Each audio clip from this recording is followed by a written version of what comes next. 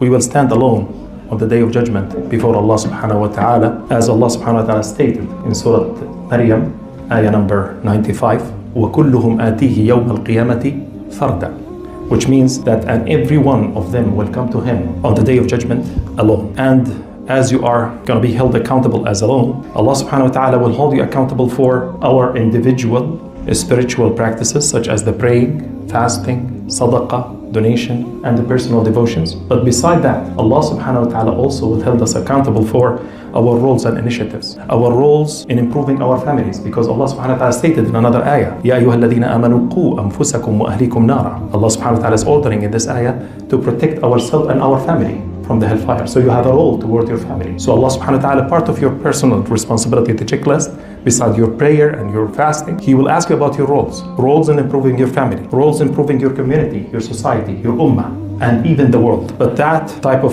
responsibility is within our abilities and our circle of influence. Even if that ability or circle of influence is a portion of 0.00001 to the minus 23, Allah will hold you accountable for it.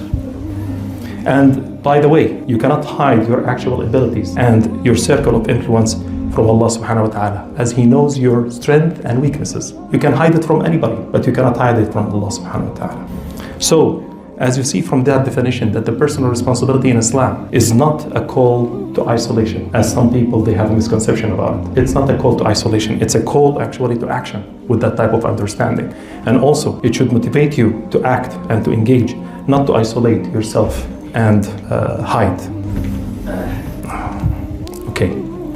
So one of the practical ways that I want to discuss in this khutbah to fulfill the personal responsibility in Islam is basically to convey the message of Allah subhanahu wa ta'ala by engaging in dawah, and sharing the beauty of Islam with the others. Prophet Muhammad sallallahu alaihi wasallam, he told us in a hadith that narrated in Sahih al-Bukhari, بَلِّغُوا عَنِّي وَلَوْ آيَةً. This is a portion of the hadith. بَلِّغُوا عَنِّي وَلَوْ آيَةً, which means convey from me even one ayah, as narrated in Sahih al-Bukhari. So the Prophet ﷺ, he taught us in this hadith that part of our individual responsibility, our checklist, is to engage in dawah, no matter how small is that type of engagement. Even conveying one ayah to the others within our abilities and circle of influence. And Prophet Muhammad ﷺ, when he told us that by action, by leading by example, and executing that concept.